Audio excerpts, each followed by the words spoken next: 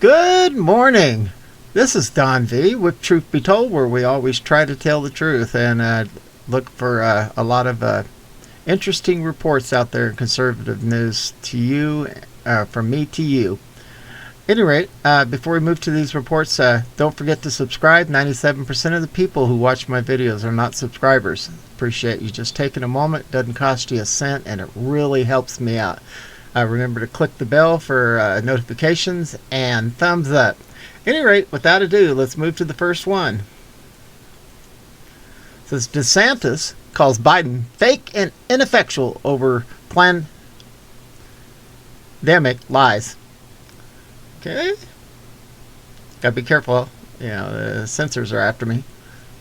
Governor Ron DeSantis on Wednesday challenged the White House claims that Florida is responsible for 20% of new COVID cases in the U.S., said a source in governor's office who said he had overheard a heated conference call between DeSantis and with White House Communications Director Kate Bedingfield. Before speaking to Bedingfield, DeSantis spent an hour trying to reach the White House on a private line reserved for gubernatorial use. He and his secretary made a combined 17 calls but received only a recorded reply. "No one is available to take your call at this time. Please try again later." The White House public switchboard yielded comparable results. DeSantis then discovered that Slow Joe and his senior staff were not at the White House, but at the Gaylord National Resort and Convention Center, a lavish, sumptuous, ritzy hotel in National Harbor, Maryland, where they had signed a year-long lease on an entire floor. This isn't the first time Slow Joe's people couldn't be found at the WH, our source said. They seem to be shuffling and setting up office all around D.C. and Maryland. But they're never at the WH. When Governor DeSantis finally reached someone, that party hung up on him. To finally get through to Bedingfield, he had to trick the operator into believing he was someone else. It might have been a shady move, but he wasn't going to sit back and let Slow Joe's people slander him and besmirch the great state of Florida with bald-faced lies. A livid DeSantis, our sources added, asked Bedingfield why the White House and the CDC had fabricated outlandish tales about COVID-19 spikes in Florida and claimed the Sunshine State was responsible for 20% of new cases nationwide. The truth, DeSantis argued, was exactly the opposite.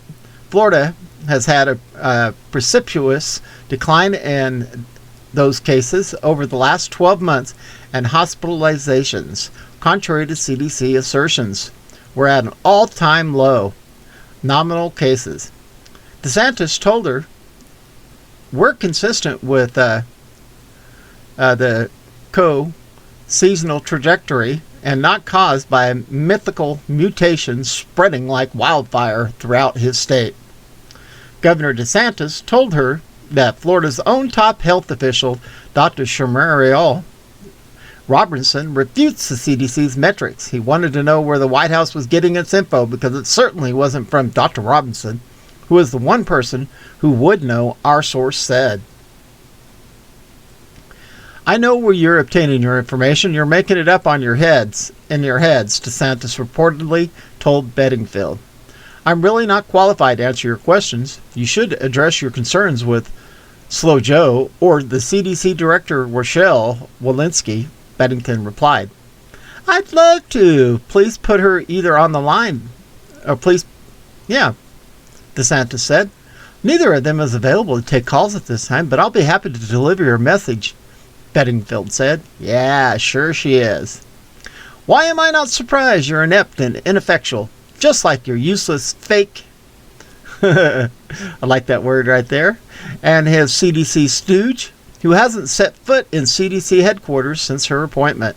Your incompetence is eclipsed only by your arrogance. Neither I nor the people of Florida will let these lies go unchallenged," DeSantis said, and hung up the phone. Asked why Slow Joe's people are targeting Florida, our sources gave the following reply. "My thoughts, and I'm not speaking for the governor. They still have a grudge against Governor DeSantis because he refused to shutter Florida's economy and enforce masking mandates. They're set that Florida thrived while Democratic states withered. Right now, Florida is seeing an enormous uptick in tourism, which is boosting the state's economy. I believe they want to frighten people to steer clear of Florida, but it's not only Florida because they're making up stories about spikes in Texas too.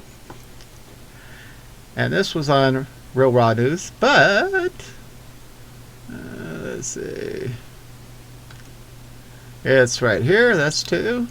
It's right here, that's 3. It's right here, that's 4. And that makes 5 of them. 5 of them puppies. Moving on Breitbart, Biden's White House condemns Chinese cyber attacks, declines retaliation. Boy, why don't they just kiss? They're so much in love with each other. Slow Joe's White House on Monday publicly identified China as responsible for a series of cyber attacks across the world, but did not announce any retaliatory actions. A senior administration official told reporters in a phone briefing on Sunday evening that China's Ministry of State Security used contract hackers to launch cyber operations across the world, including the recently revealed Microsoft Exchange hack. Their operations include criminal activities such as cyber-enabled extortion, cryptojacking, and thefts from victims around the world for financial gain, the officials noted, referring to China. The Slow Joe administration teamed up with the European Union, NATO, the United Kingdom, Australia, Canada, New Zealand, and Japan to condemn China's actions, arguing it showed a united front globally against China's activities in cyberspace. No one action can change China's behavior in cyberspace, and neither can just one country acting on its own, the official noted. Typically, the U.S. announces retaliatory sanctions when publicly identifying a hacking attack from a foreign government. In April, Slow Joe's White House officially blamed the Russian government for the SolarWinds attack on government agencies and announced a series of economic sanctions against Russian interests.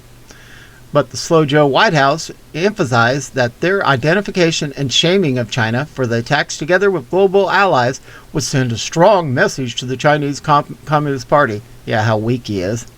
We felt like the core takeover here is that we're making it clear that China, that for as long as these irresponsible malicious cyber attack activities continue, it will unite countries around the world who are all victims to call them out, promote network defense, cybersecurity, working together in that way, the official said. Whatever. Ugh. Speaker of Georgia's House demands investigation in Fulton County November 3rd irregularities. David Ralston wants the Georgia Bureau of Investigation to determine if any irregularities or willful fraud occurred in Georgia's largest metropolis. Georgia's Speaker of the House, David Ralston, is demanding an investigation to determine if any irregularities or willful fraud occurred in the state's largest metropolis last November, saying recent revelations about problems with the V counting in Fulton County merit an independent probe. Ralston sent a letter late last week to Fulton County's officials requesting that the Georgia Bureau of Investigations be allowed to conduct the investigation. The request comes after Just the News reported last month that an independent observer for Georgia's Secretary of State, Brad Raffensperger, noted 24 pages of irregularities in the Atlanta vote counting center last November, including a double scanning of bees, insecure transportation of bees, and possible V privacy concern violations. Raffensperger told Just the News he believes the problems in Fulton County are so extensive that the state should take over running E's in the Atlanta area. Separately, a watchdog group called VGA, which won court access to absentee bee data, said last week its review found that Fulton County's hand count audit of the November 3rd was riddled with massive errors and provable fraud. Ralston said the recent reports of problems require a thorough examination and explanation, given the seriousness of the situation and the possible repercussions for our state and nation. It is time we have an independent investigation once and for all of the way in which Fulton County conducted, counted, and audited the November 2020 Pres. He wrote in his letter.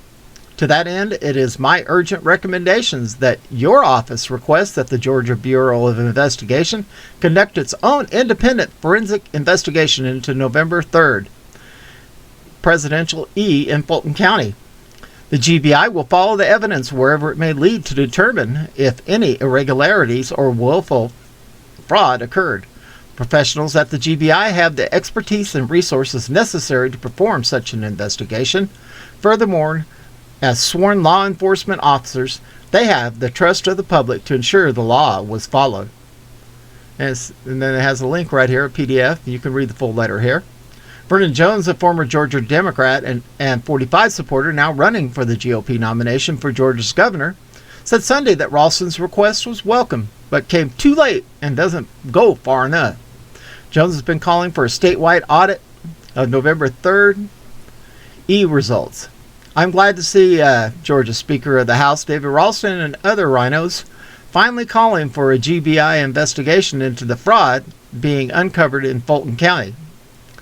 Jones said, but I have been screaming from the rooftops for months. We need a forensic audit in all 159 counties in Georgia.